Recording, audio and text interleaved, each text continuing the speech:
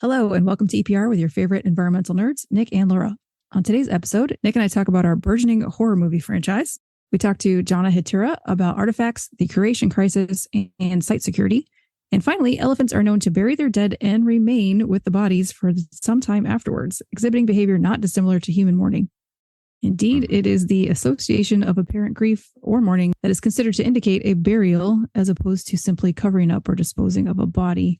Oh, elephants are so sweet. I know, right?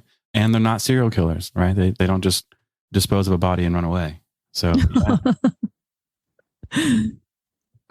was kind of, I mean, it's fitting with our theme for the day. So this should be our Halloween episode for some reason, but here we are a month early. Yes, everybody hopefully is preparing, but let's hit that music.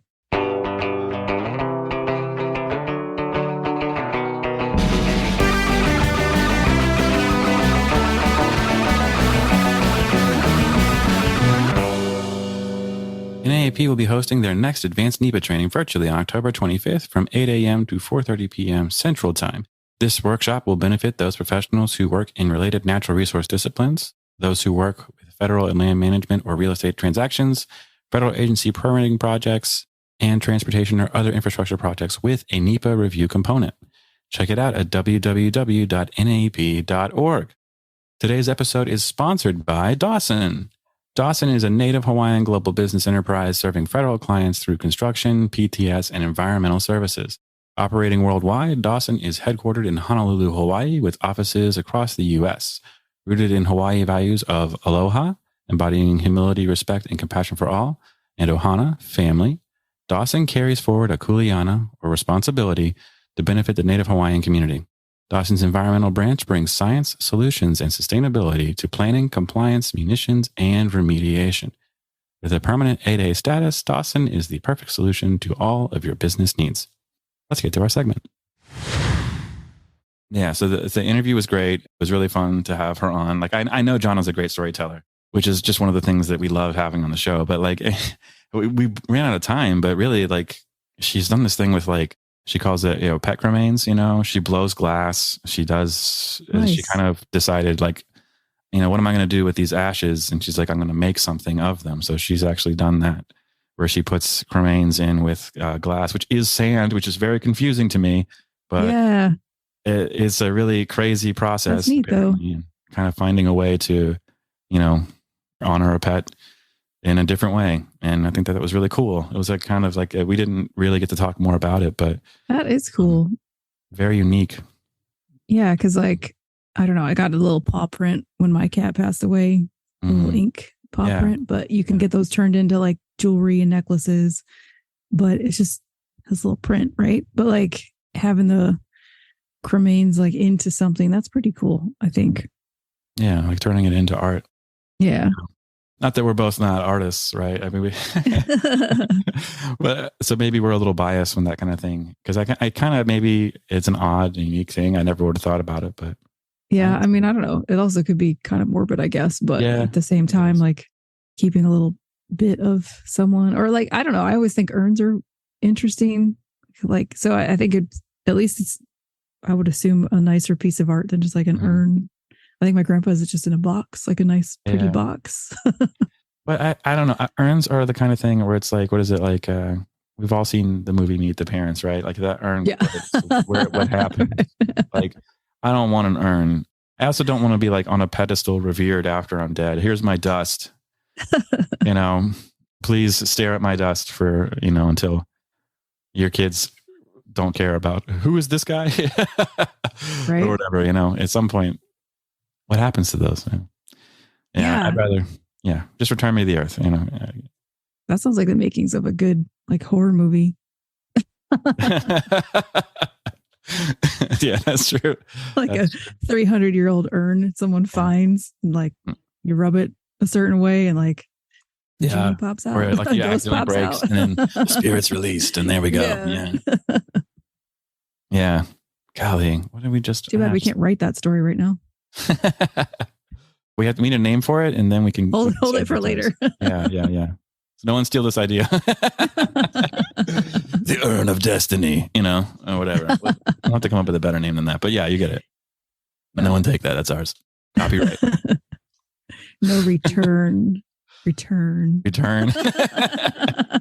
That's the sequel, right? That's got to be the sequel. Like, it's like the Urn, the Return.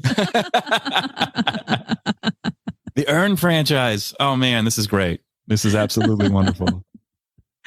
This is how the magic happens. There's 2 of them. Oh my God. But really, though, this is how big ideas are born, right? You're just talking about something and you're like, that would be cool. And then you write it down on a napkin and then 10 years later, there it is, Yeah. And I'm telling you, this actually does make a ton of sense because I just realized, I'm really piecing it together. The sequel, The Return, is literally, there's 2 urns. They put them in 2 different places. So you thought in the first movie that you destroyed the thing and it would never happen again, except there was another urn. And then in the third one, there was a glass necklace. Yeah, right. Yeah. Or it was put in glass and no one knew. Right. And then they melted down the glass to make something else. Exactly. Or a house fire. Exactly. So many options. So many options for the return. This is our best and worst idea. Oh my gosh. Okay. Well, that was fun. Let's get to our interview. Sounds good. Hello and welcome back to EPR. Today we have Johna Hutira, the Cultural Resources Program Manager for Dawson, on the show. Welcome, Johna. Hello, everybody. Thank you for having me. Yeah, so Dawson, pretty great company, huh? Is that... It is. Fabulous. Yeah. Well... Love the Christmas parties in Hawaii, Yeah. Yes, if only. But no, I wanted to have you on the show for a while, truthfully, because you have a really long and storied career, and you're a cultural resources program manager. But how did you get your start? Why were you interested in where you and how did you get to where you ended up?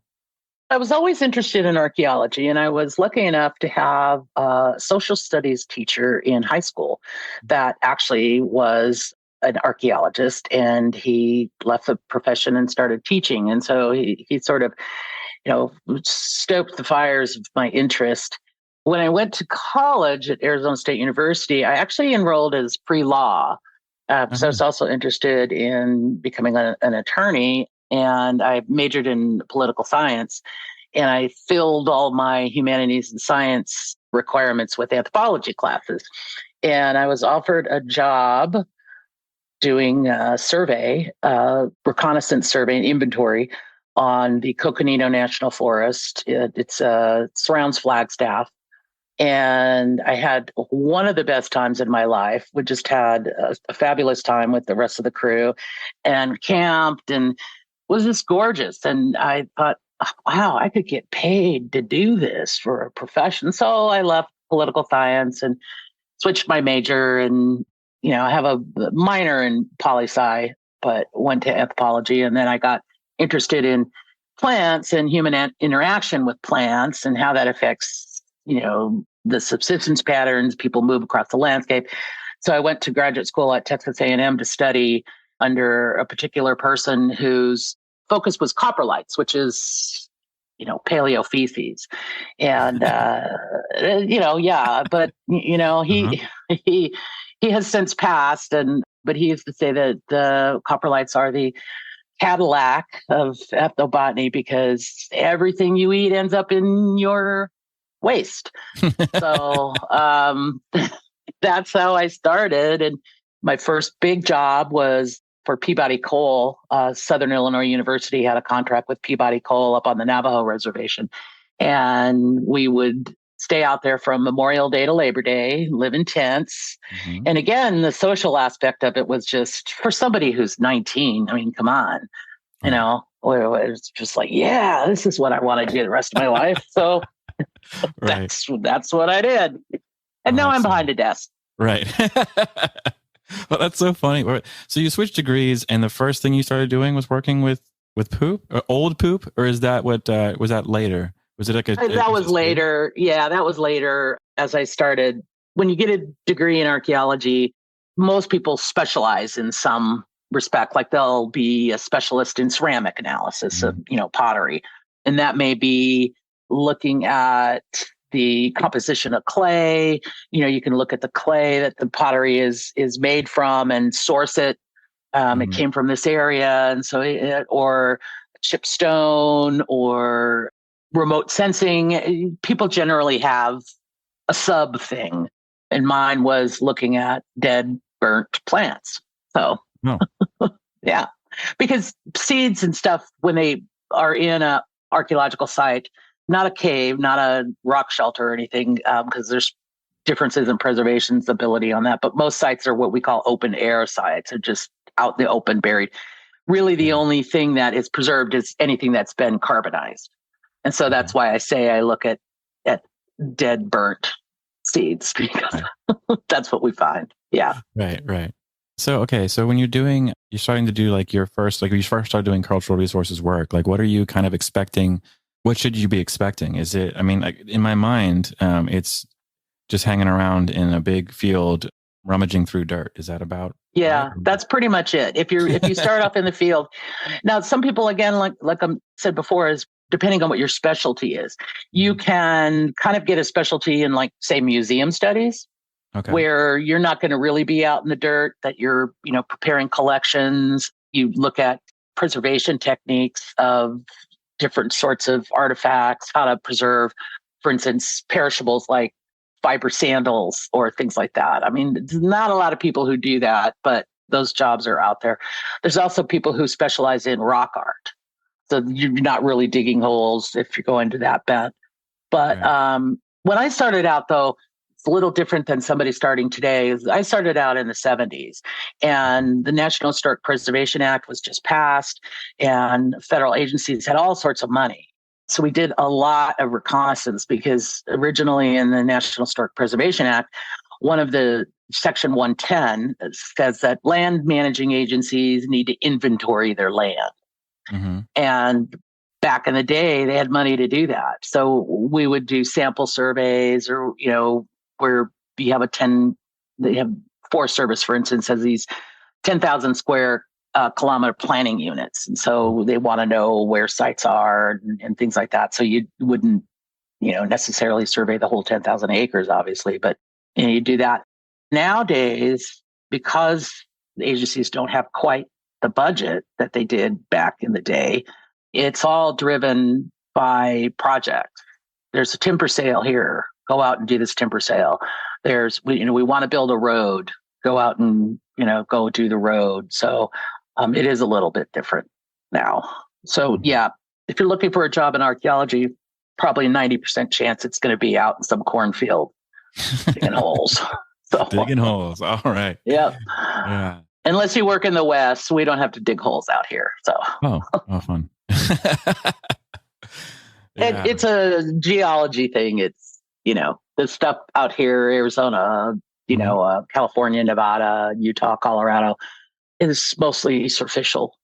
Surface indications. You don't have a lot of plants depositing leaf litter, and there's basically no A horizon out here. So gotcha. Don't have to do that. Yeah.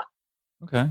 So when you know a site, so it's interesting. There's regional differences in the country for what you expect to see and find. You also probably have location based issues. If a coastal region will have different resources than other areas. What do you look for when you get a site? What's the first thing what do you look for to understand how this project should go, what we should expect to find? And do you ever get instances where you are surprised by something?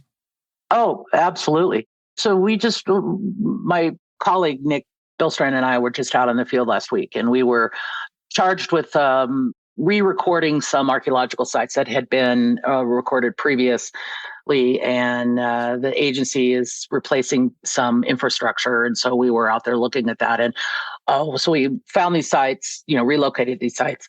And the original recorders had said that there's not a lot of potential for subsurface deposits, that these were just superficial, deflated, But we noticed a lot of rodent activity and coyote and snake and, basically animal holes in the ground. And if you look at the dirt they've kicked up, there was a fair amount of artifacts in that they're back dirt, I guess. And anthills are also another great thing to look at, because they'll bring up little beads and little pieces, Really? Yeah. So we noticed this recent activity and noticed that, there was a fair amount of artifacts coming up. So we're, saying, we think there is the potential for subsurface deposits. So if there is the potential for subsurface deposits, that will affect the undertaking in the sense that you have to have somebody out there, either, dig it up before the construction happens or have a monitor out there during construction, depending on the nature of the undertaking. So that's the first thing I look for. Is there the potential for something buried? Mm-hmm. Because that's going to make a huge difference on what comes next. Right. So, okay. So you didn't expect to find something buried, and then you do.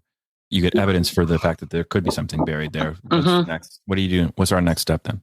Well, our next step is, for instance, this infrastructure that's going to get replaced is a relatively small footprint.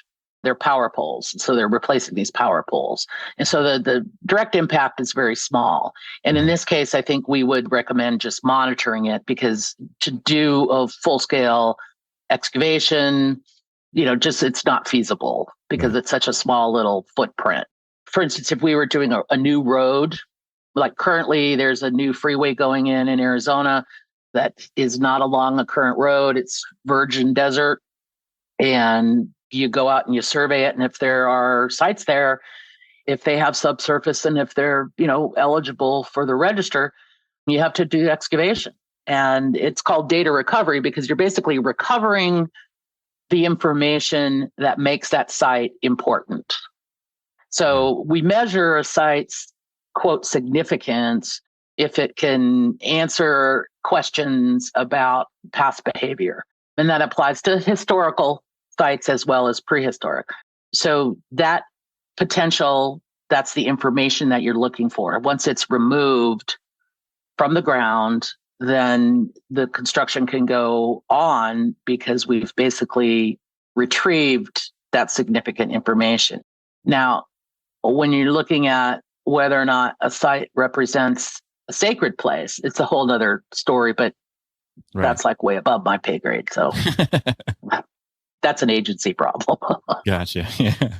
So, and normally you would do, most forward-thinking land managing agencies do what we call fence to fence, which is if it's in the right of way, you clear it. That way, in the future, if they need to put a turn lane in or they want to put a concrete box culvert in, they don't have to go back out. Right. So they know the corridor is clear. Yeah. So it's kind of like covering your bases, basically. Yeah. And not all agencies do that, but right. Right. Gosh. Okay. So I'm going to ask the obvious question here. What's the oldest thing and what's the coolest thing you've ever found in the field? Well, the coolest thing is my first big job I spoke about earlier for Southern Illinois University on Black Mesa. Mm-hmm. I was on survey with the project director and the assistant project directors. So it was PhD, and me, this little 19-year-old. And we were walking to a survey area. And the physiography of this particular area, there's a lot of alluviation. And so you have these really deeply cut washes and these huge cut banks. And so we were walking up and down these cut banks and we're following a sheep path. And Shirley went, Tony went, Bob went. They were all my bosses. And then there's me bringing up the rear, and they all passed this bowl that was eroding out of the side of this cut bank. I mean, it is at eye level because these cut banks were, probably 7-8 feet, right, at eye level. And I go, hey, everybody stops. And it turned out to be this gorgeous Citadel polychrome, which is late in the sequence. But number one, finding a whole vessel is very rare. Not rare, but it's unusual. Okay. And the fact that all the muckety ups walked right by it was actually that's great. the icing on the cake on that one. The oldest thing I've found is I worked on a site, Central Arizona, that goes back to probably 2,000 or 3000 BCE. It was a large habitation site, and unusual that we would find that at that time there. And there were these pit houses, semi-subterranean structures that's very common out here. And it had antlers. It was like full of antlers.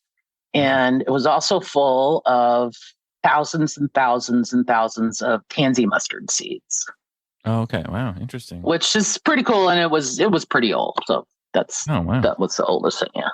That's awesome. Yeah. So I know there's like a few laws that you work with directly. You mentioned NHPA already, National Historic Preservation Act. So what is that? And then what is NAGPRA as well?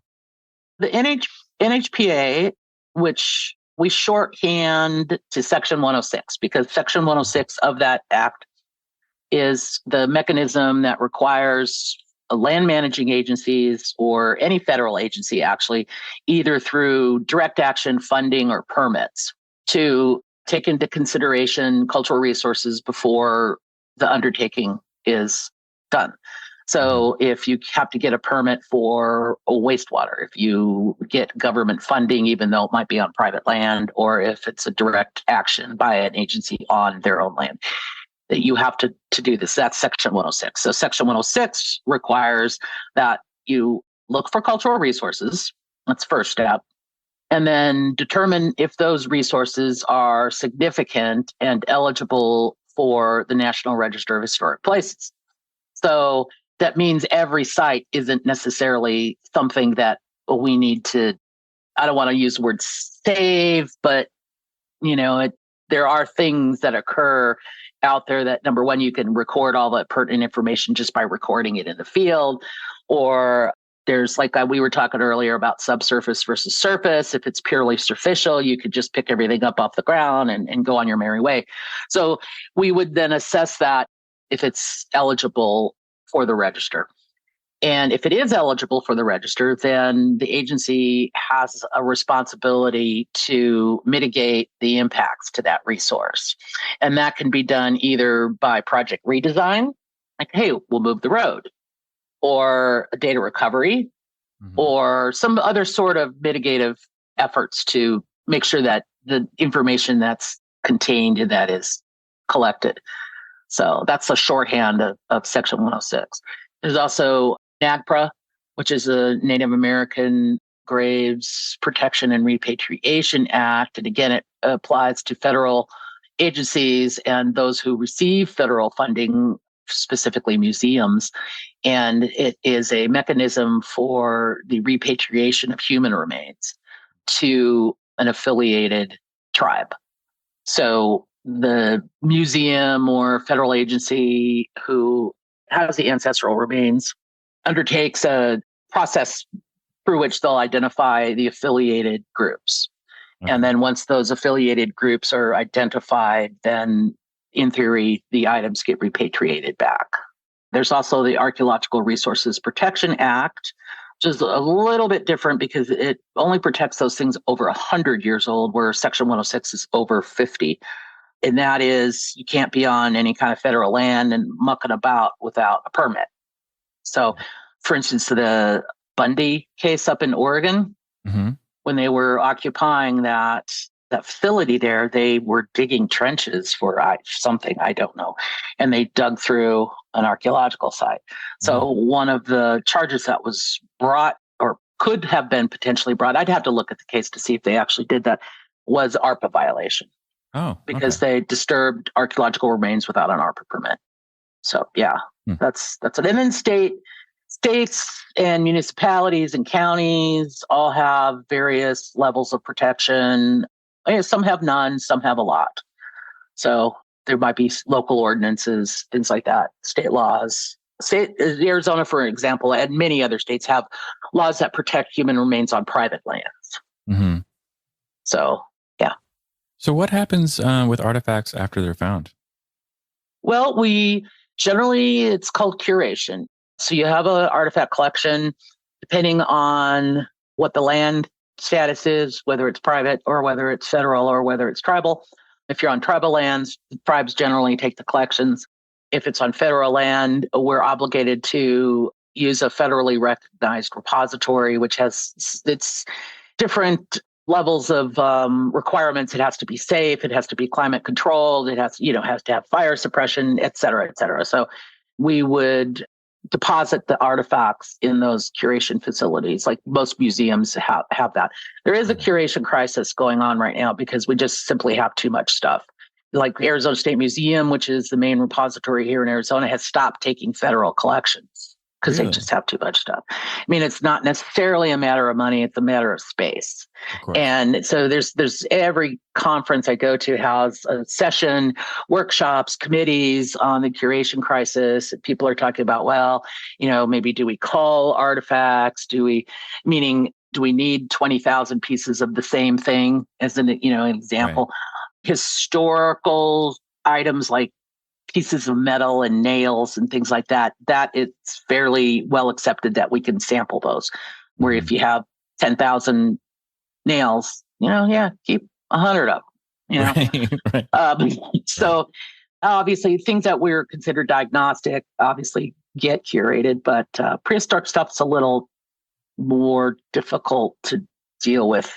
And then curation facilities, they have standards. You have to put them in archival quality bags. The labels have to be archival quality. They're processed for curation in perpetuity. Gotcha. So acid-free stock, card stock, that kind of thing. So yeah, right. Understood. Yeah, that's interesting. I didn't realize there was a. We're too good. We're too efficient. We're taking too much. Yeah. And so that's where one of those jobs comes through is not being in the field. Is if you were interested in that kind of thing in the curation end of things, there are jobs available at various museums, like maintaining those collections, that kind of thing. So. Right.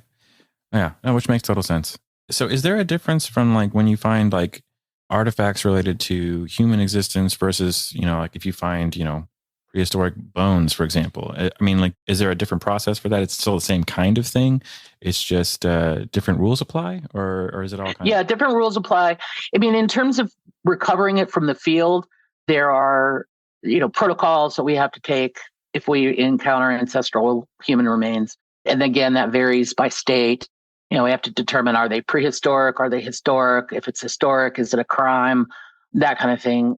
And then, related to NAGPRA, depending on if you're working for a federal agency, the agency would have they're called NAGPRA plan of actions. And it details who the collection's going to go to, who we're going to contact, that kind of thing. So, but removal from the ground is a little bit different, but it doesn't differ any more than, say, digging a roasting pit versus digging a house. There's obviously variations in how the excavation techniques are, but they're specific to whatever you're working on.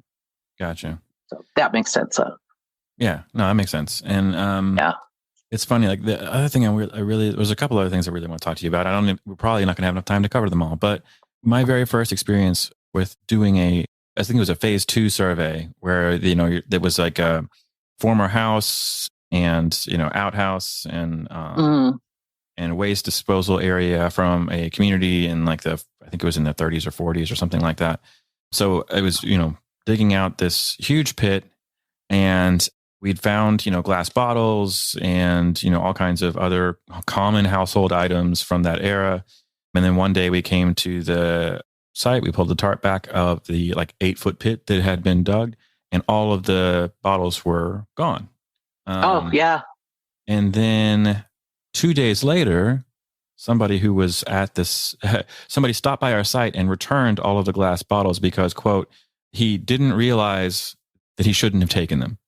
And we're looking at him like, well, you would have had to take the tarp off, crawl down into here, slowly, because there's so many. There were so many that it would have taken him several trips, and then put the tarp back over, and then driven away. So we obviously know you're lying. What I think actually happened was he found out they weren't worth anything and just brought them back.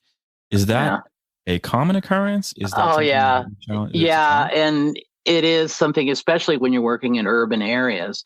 And there are some instances where in Phoenix, we had security guards 24/7 on the site. Yeah. And one job I worked on, it was near the airport, Sky Harbor Airport. And it was you had to cross a railroad and go under the underpass and you'd follow a dirt road. It was in an area along the river and there wasn't a lot of development yet, but they were, the airport was it's kind of expanding and, we were working on this thing and there was a vessel that just hit the top of the rim and it was late. So they just kind of covered it up again and came back the next day and somebody had come in and looted the site. Oh my gosh. But they left some tools. They left some of their tools. And so we called the cops and they came out and they brought their CSI team. And so they're running around, they're taking DNA samples, looking for fingerprints. I know it was it was fascinating. I was like, wow, this is just like CSI. So it's very common when you're working in Maricopa County, which is where Phoenix is located, we do dust abatement. And so as part of our dust abatement permits, you have to have a sign out every, I don't know, however many feet with the name of the project, the name of the company, what you're doing, and who your contact is. So if somebody drives by and wants to complain about your dust, they know who to call. Right. And we can't put archaeological investigations on those signs because it's a beacon for people to just come and loot. And the media sometimes can get the notion or get an idea that this might be something interesting. And it's a double-edged sword because, you want the publicity. You want people to get excited about archaeology. You want them to know what's under their feet on their everyday life. But then on the other hand, as soon as it shows up at the paper, then, because of course, this was back when we had newspapers. What's a newspaper? It shows up on TikTok. Yeah.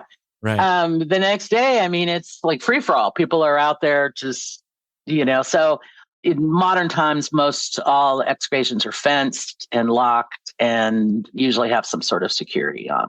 One job we were working on in downtown Phoenix, the security company quit because they said it was too creepy. They were scared. Oh, really? It was like, it was in a bad part of downtown, but it was like, oh, okay. Yeah. And it's like Raiders of the Lost Ark kind of thing. Are they worried about curses or like the mummy? They were. It was in an area where there are a lot of housing challenged people, and so they didn't want to cope. And we had trenches open all over the place, and we were trying to figure out how to light them. And so we got those little landscape, those solar landscape sticks that you stick in the ground. And we were putting them around the trenches, and we had like 50 trenches open. It was a lot. We bought a lot of them, but they didn't want to walk around because they were worried about falling in the trench, which is a reasonable fear. Of course. I guess flashlights never entered their on that, but whatever. Right. Yeah. So, and one job we were working on in Tempe, we had the client was cheap, didn't want to fence it. Came to work one morning and there was a Jeep face down in one of our trenches. And it was a guy who was trying to impress his date, driving around a vacant lot in the dark without his headlights on. Oh, gosh. So what are the odds though? That you pick one that has a giant hole in it. I don't know. I just So I'm sure she was impressed. Yeah. Oh, that's too funny.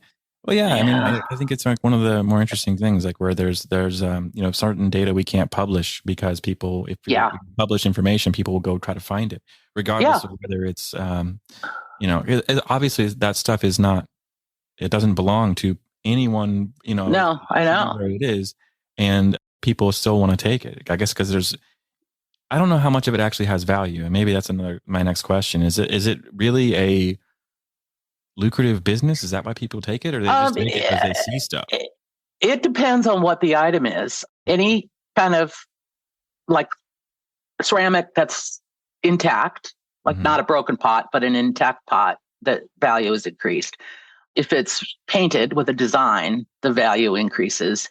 And if it's from a certain culture, like for instance, Hopi pottery, we'll call it ethnohistoric, that period of time just around contact.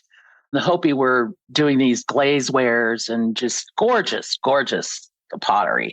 Mm-hmm. And there's some big sites out on Hopi, like huge, huge, huge sites.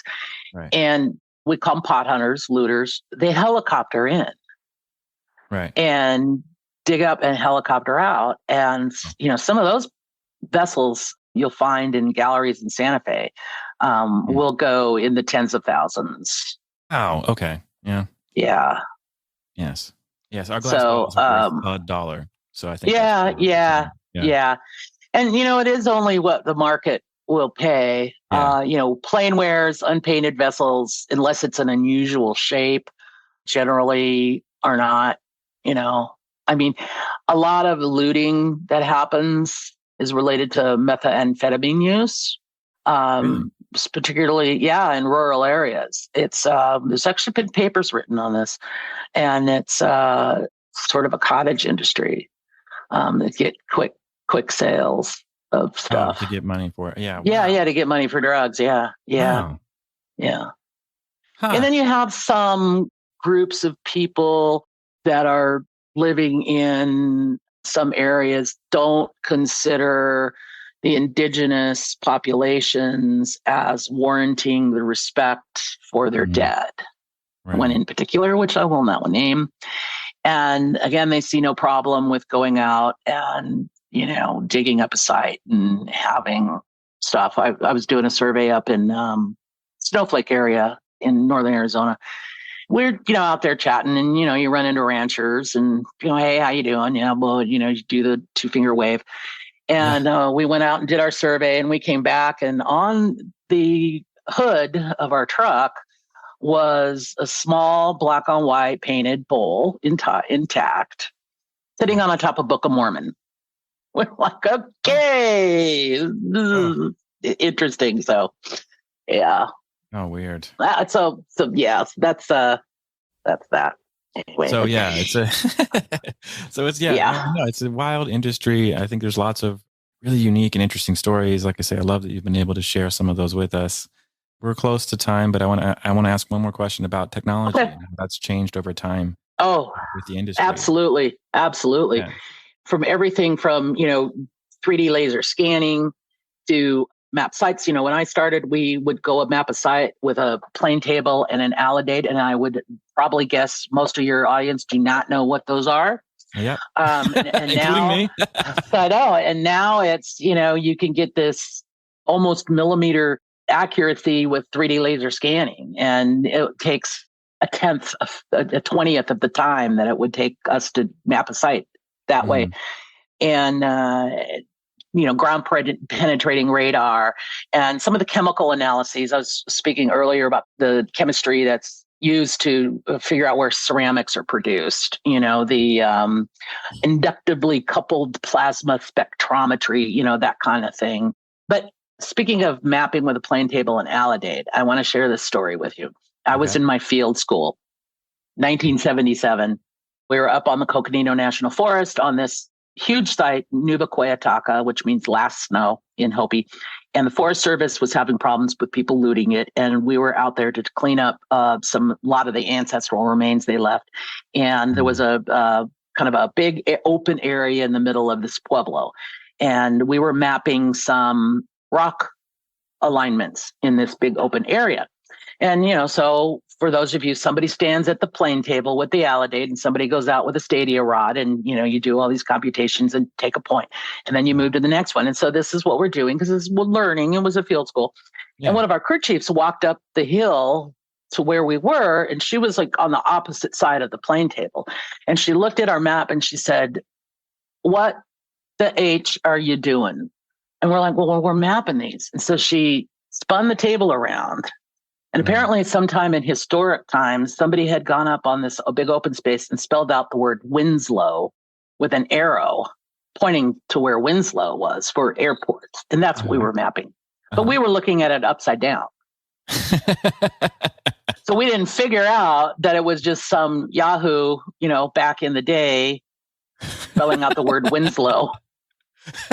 on the ground. That's funny. So they went a day wasted. Yeah. There you go. Anyway. Oh, that's so funny. That's great. That's great. If it was 3D laser scanning, we would have only wasted, a couple of minutes. You're like, oh yeah, look at that. It's Winslow. Yeah, look at that. This Bell's Winslow with an arrow. That's too funny. My last question, we usually like to ask, like we have our day jobs, but we all have a little bit of hobbies as well. So what do you do in your free time? What do you do for fun? Well, I love to kayak. And luckily for us, there's a beach in Mexico that's a 4-hour drive away. Oh, wow. And so we go there and take our kayaks, and there's lakes and stuff around town. But I also do fused glass stuff. I've recently, or the last year or so, I've been doing pet cremains, in incorporating those into pieces of fused glass, because I was looking, I had, you get attached to your animals and you go, yeah, I want the remains. I just sit on the thing. But as I get older and you start thinking about your mortality, I was like, what am I going to do with these? Yeah. If I die, people are just going to throw them out. So I started incorporating some of the cremains into the fused glass piece. And so now I do it for friends and family and for charity, people who want something more than just a plastic box on their shelf with their pet cremains in there. So that's what I do. Oh, that's really sweet. That's really cool. When you first told me about that, I was like blown away. I still am. So that's very, very neat. And again, thank you for taking the time to talk with us today. I guess last but not least, where can people get in touch with you if they have questions about what you do? Can find me on LinkedIn, and you can find me, if you Google me, everything comes up. I have an Alexa, so she puts everything everywhere for me. I have no privacy. But yeah, Johna Hutira, you can just find me on LinkedIn. I'd tell you what the actual thing is, but I don't know. So that's where you can find me. Perfect. Thank you, Johna. Hutira at DawsonOhana.com. Okay, thank you, Nic. All right, have a good one. Bye. That's our show. Thank you, Johna, for joining us today. Please be sure to check us out each and every Friday, and don't forget to subscribe, rate, and review. Bye. See you, everybody.